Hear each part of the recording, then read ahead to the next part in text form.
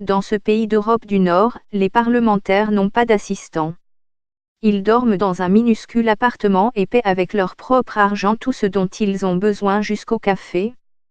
L'austérité est l'une des principales caractéristiques de la vie politique de ce pays scandinave où les parlementaires bénéficient de très peu d'avantages. Suède, le verre de trop pour une ministre. La politique, dans ce pays scandinave, est dominée, entre autres, par l'austérité avec laquelle les parlementaires sont appelés à faire preuve dans l'exercice de leurs fonctions. Nous sommes des citoyens ordinaires, déclare à la BBC un député du Parti social-démocrate, Per Arnacansson. Ce n'est pas raisonnable d'accorder des privilèges aux députés, puisque notre travail est de représenter les citoyens et de vivre les mêmes réalités qu'eux. Le privilège que nous avons est de faire ce travail de parlementaire et d'avoir la possibilité d'influencer les décisions, ajoute-t-il. Les députés suédois bénéficient d'une gratuité des transports publics.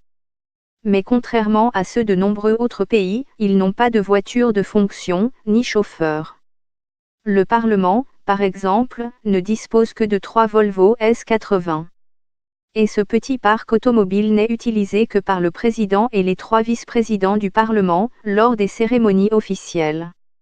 Nous n'avons pas de service de taxi. Les véhicules ne sont pas utilisés pour conduire les gens chez eux ou au travail, explique René Poedk, un fonctionnaire du Parlement suédois. Le Premier ministre est le seul homme politique qui a droit à une voiture de fonction, de manière permanente.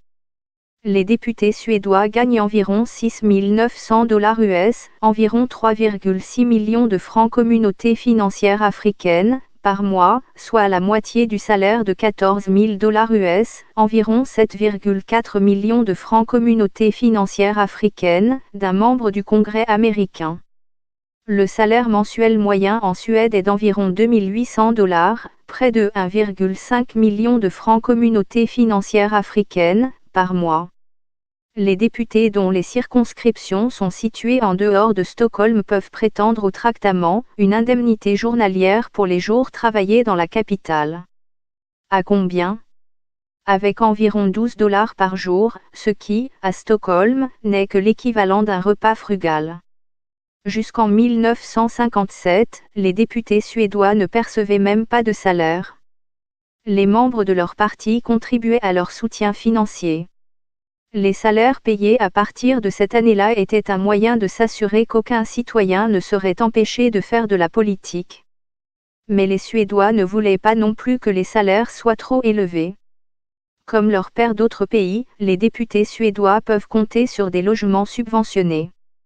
Mais seulement ceux qui ne sont pas de Stockholm en bénéficient. Au Portugal, comment le président a gagné sa popularité et leurs quartiers ne sont guère luxueux. Per Arnacansson, par exemple, vit dans un appartement de 46 mètres carrés. Certaines propriétés gérées par l'État ne sont que des studios d'une superficie de 16 mètres carrés. De plus, les appartements ne sont pas équipés d'appareils électroménagers tels que les machines à laver ou les lave-vaisselle. Ils sont meublés avec des lits simples. L'argent du contribuable ne sert qu'à entretenir les députés, les partenaires et les membres de la famille d'un député doivent payer pour passer ne serait-ce qu'une seule nuit dans l'un des appartements. Nous ne paierons pas pour que d'autres personnes que les députés vivent dans ces appartements, assure Anna Aspegran, une fonctionnaire parlementaire. Les députés peuvent également choisir de vivre ailleurs et de bénéficier d'une allocation de loyer plafonnée à environ 820 $, environ 437 000 francs communautés financières africaines, par mois, ce qui est relativement bas par rapport au prix du loyer dans les quartiers situés dans le centre-ville de Stockholm, la capitale. Jusqu'aux années 1990, les conditions étaient encore plus austères, il n'y avait pas d'appartements subventionnés, et les députés dormaient dans leurs bureaux, qui mesurent en moyenne 15 mètres carrés. Il est également interdit aux députés suédois d'engager des assistants personnels ou des conseillers. Les partis politiques représentés au Parlement reçoivent des allocations pour payer des assistants à tous les députés. L'austérité est encore plus forte dans les institutions décentralisées de la Suède, où la fonction parlementaire est considérée comme une activité parallèle à une carrière principale. Environ 94% des représentants des assemblées locales travaillent sans rémunération à l'exception des politiciens au service des comités exécutifs, lesquels reçoivent un salaire pour travailler à temps partiel ou à temps plein. C'est du bénévolat qu'on a le droit de faire pendant nos heures creuses, explique Christina Elfors-Jedin, conseillère municipale de Stockholm.